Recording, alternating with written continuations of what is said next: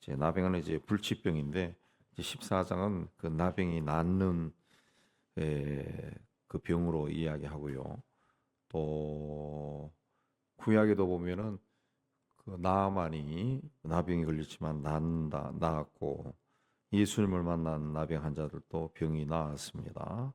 하나님의 마음은 그 치유에 있지 벌 주는 것에 있는 것이 아니다라는 것을 이제 이야기하는데 나병 진찰은 이제 제사장이 하는 겁니다. 그리고 치유도 제사장이 했다. 그래서 나병 환자를 그 진찰하여서 진찰을 할 때 제사장이 진 밖에 나갔다. 그 3절이 진영에서 나가 진찰할지니 그 환자에 있던 나병 한 부가 나았으면 진 밖에 나갔다. 그렇습니다.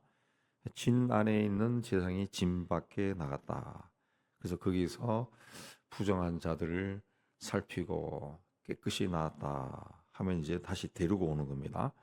예수께서 이제 십자가를 질 때 성경에 성 밖에서 십자가를 졌다. 성 밖에 나갔죠. 사람들이 사는 성 밖에서 나갔다. 구약에서는 제사장이 진 밖에 나가서 죽을 수밖에 없는 자를 다시 진찰해서 데리고 왔다. 그랬습니다. 같은 의미가 있습니다.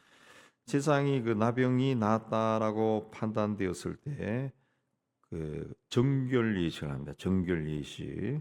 4절에 보면 살아있는 정결한 새 2마리와 백향목, 홍색실, 우슬초로 그렇게 한다. 그랬습니다. 우슬초로 한다.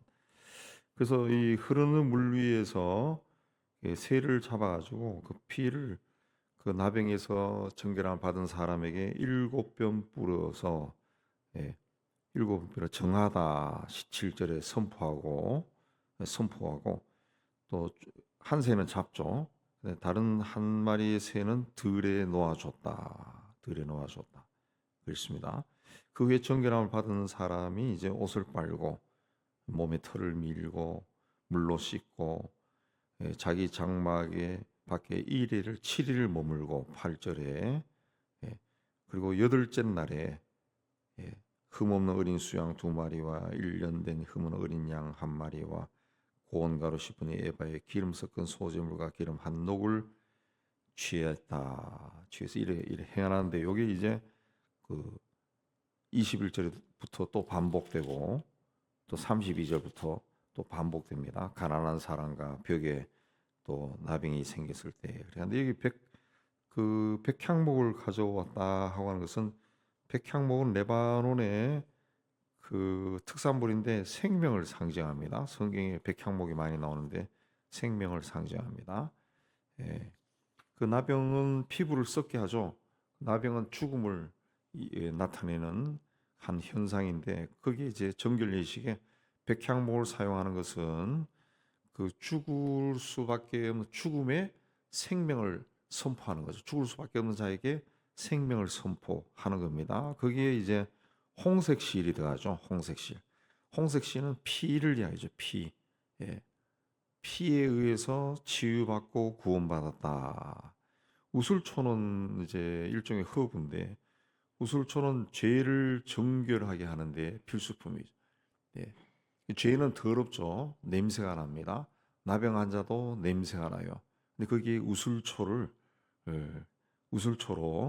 그 냄새를 제거하는 거죠. 시편 51편에도 우슬초로 나를 정결케 하소서 그 말이 있죠.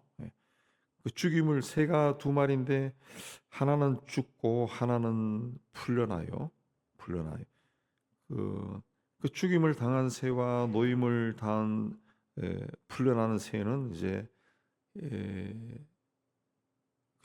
그 예수의 죽음과 부활을 상징하죠. 예. 그래서 살아있는 새를 죽은 새의 피에 담그는 것은 이제 그리스도의 부활이 예수의 죽음을 통해서 일어난다는 것을 이야기하는데, 이제 구약의 이야기와 신약의 예수의 이야기가 똑같은 거죠. 같은 거죠. 이 서로 연결되는 거죠. 예. 예수의 피가 없으면은 부활도 없는 거죠. 부활도 없는 겁니다. 새의 피를 7번 뿌렸다라고 하는 것은 완전하게 정결하게 되었다는 거죠. 나만 또 요단강에 7번 몸을 담궜습니다. 7번 몸을 담그고 깨끗해졌습니다. 깨끗해졌다.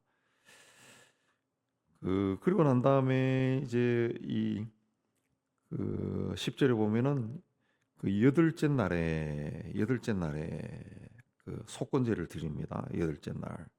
예. 여덟째 날. 그 남자아이가 할례를 행하는 것은 태어난 지 8일째입니다. 8일째. 8일째.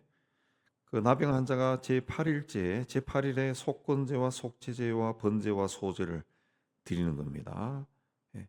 8일이라고 하는 것은 여덟 번째 날은 부활의 날이죠. 부활의 날. 예. 주님은 안식 후 첫날 부활하셨는데 안식 후 첫날이 안식일이 7일이니까 8일째죠. 8일째. 8일은 새로운 출발을 의미하는 숫자입니다. 그래서 우리에게도 8일이 중요한 거죠. 여덟째 날이 있다는 것은 바로 새 생명을 얻고 다시 출발했다. 그런 의미가 있습니다. 그리고 제사장이 그 피를 나병 환자의 오른쪽 귀와 엄지 손가락과 발가락에 발랐어요. 14절에 보면은 제사장이 임직식할 때 드리는 속건제와 똑같은 건데 여기서 귀와 손가락과 발가락은 몸 전체를 나타내는 부분이죠. 그다음에 귀 듣고 손 행하고 발은 이제 움직이는 거죠. 근데 한 인간 생명을 가진 한 인간의 전체를 이제 상징하는 겁니다. 상징하는 거. 그 귀라고 하는 것은 이제 그 듣는 거죠. 죄와 연관된 거고 또 손과 발은 이제 행동이죠. 행동. 그 듣고 행하는 그 모든 것이 예수의 피에 의해서 용서받았다. 피로 용서받았다. 그렇습니다. 그리고 그 15절에 보면은 제사장이 한쪽에 기름 한 폭에 한 녹의 기름을 취하여 왼쪽 손바닥에 달랐다. 한 녹이라고 기름 한 녹은 그 0.3리터, 300ml 그러니까 편의점에서 볼 수 있는 작은 생수병 그 정도입니다. 그걸 이제 왼쪽 손바닥에 따랐다. 그래서 많이 따른 거죠. 그걸 찍어가지고 손가락으로 7번 뿌렸다. 그랬습니다. 하나님을 뿌린 후에 손에 남은 기름은 정결함을 받는 자의 오른쪽 귀뿌리, 엄지 손가락, 엄지 발가락에 피를 발랐는데 그 위에 또 발라준다. 그리고 머리에 발랐다. 기름을 바른다라고 하는 것은 뭐 성령의 은총과 사역을 이야기합니다. 나병으로 인해서 그 사람이 이제 부정해졌어요. 부정해졌다라고 하는 것은 이제 죄 가운데 떨어졌다는 것이고 죄 가운데 떨어졌다는 것은 하나님과의 관계가 단절되었다는 거죠. 단절되었다. 근데 그게 기름을 부음으로 성령의 역사로 다시 회복된 거죠. 다시 회복되는. 네. 우리도 그 하나님과 관계가 단절되었지만은 예수의 십자가의 공로로 제 십자가의 죽음과 또 죽음으로 인해서 죄가 사해지고 부활함으로써 새 생명을 얻었는데 그걸로 끝이 아니죠. 예수께서 분명히 기다리라 그랬습니다. 기다리라. 그러면 성령이 임하신 거예요. 성령. 성령에 의해서 이제 그때부터 온전한 삶이 시작되는 거죠. 생명을 받았지만은 생명을 받았어요. 생명을 받았지만은 그죠. 아까 얘기도 나오죠. 그 깃뿌리와 또 손과 발에 이제 피를 발랐어요. 그 생명을 받았죠. 받았지만은 그 다음에 다시 기름을 붓는 거죠. 성령의 권능이 함께해야 이제 생활을 할 수 있는 새로운 삶을 사는 겁니다. 그래서 속건 희생의 제물을 피를 바르고 그 위에 기름을 발랐다 그랬습니다.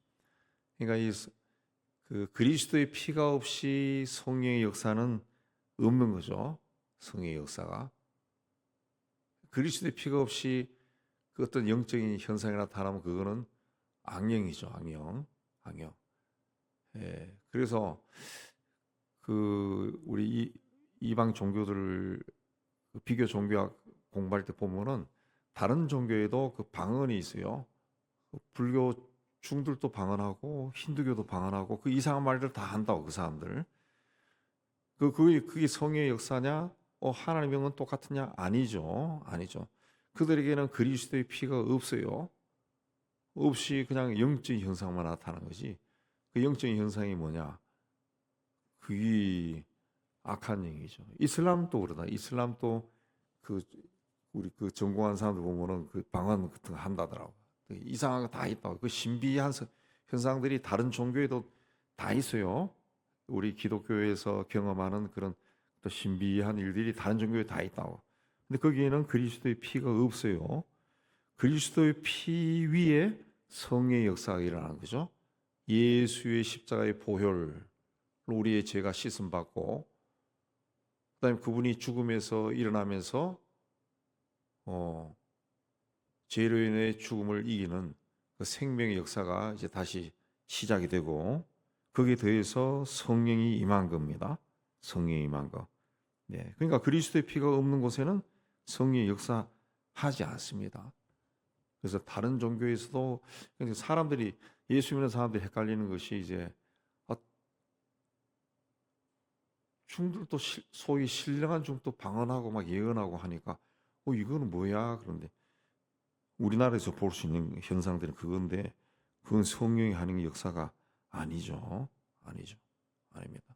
예, 사울 왕이 무당을 찾아갔을 때도 무당이 사무엘을 불러올렸는데 그 사무엘은 사무엘의 영이 아니라 악령이죠. 악령. 악령임.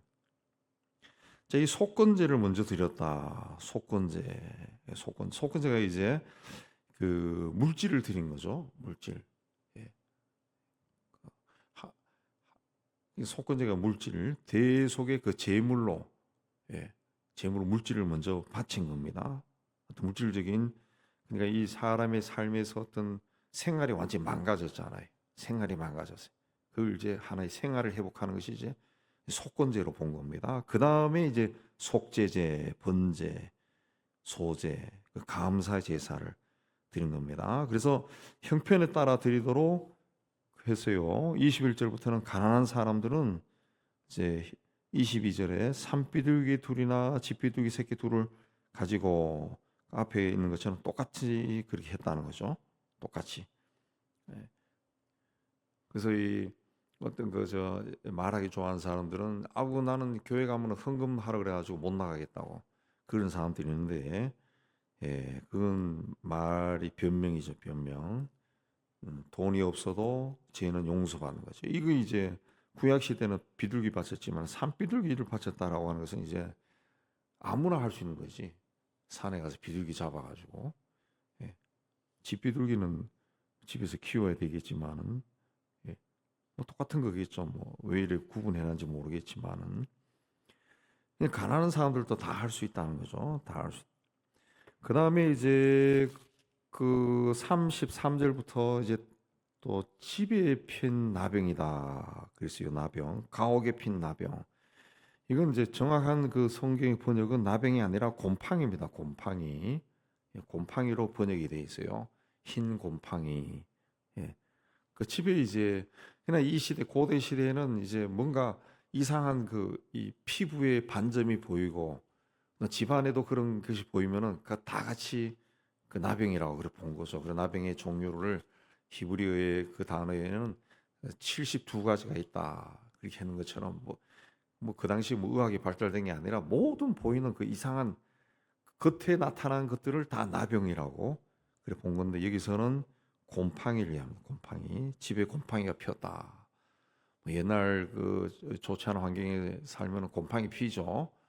옛날 우리가 살던 그 한옥 초가집 뭐 이런 데도 곰팡이가 피잖아요. 곰팡이가 벽지에도 곰팡이 피고 왜 습기가 차니까 곰팡이가 핀다. 그러면은 다 뜯고 다시 벽지 새로 바르고 곰팡이 긁어내고 우리도 그래 했잖아요. 한 것 같아요.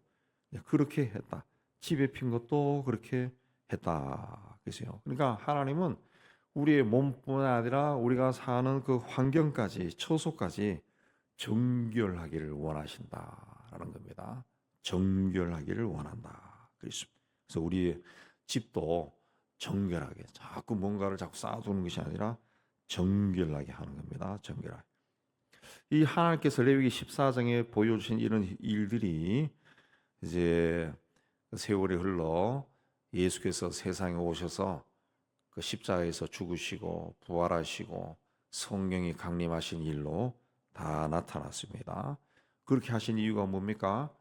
하나님이 우리와 함께 하시고, 예, 임마누엘로 함께 하신, 오늘날에는 성령께서 임마누엘로 우리와 함께 하시고, 예, 우리가 하나님 앞에 나갈 때도 무엇을 구해야 될지도 모를 때도 성령께서 가르쳐 주시고 우리와 동행하시고 지혜도 주시고 능력도 주시고, 그래서 우리 죄 많은 세상에 사는 우리를 온전하게 인도하신 분이 바로 성령 하나님.